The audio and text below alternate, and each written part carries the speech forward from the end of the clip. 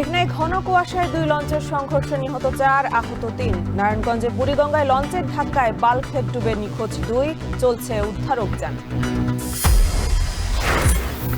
কিছুক্ষণের মধ্যেই বাবার কবর জিয়ারতে যাবেন তারেক রহমান। এরপর সাভারে জাতীয় স্মৃতিসৌধে শ্রদ্ধা নিবেদন, কর্মসূচি ঘিরে কঠোর নিরাপত্তা।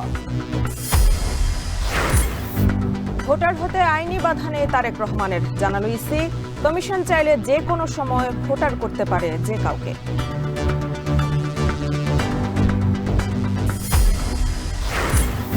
বেকার ভাতা নয়, ক্ষমতায় গেলে প্রত্যেক যুবককে কাজ দিতে চায় জামায়াত। রাষ্ট্রের আকাঙ্ক্ষা বাস্তবায়ন না করলে শেখ হাসিনার পরিণতি, হুঁশিয়ারি শিবির সভাপতি।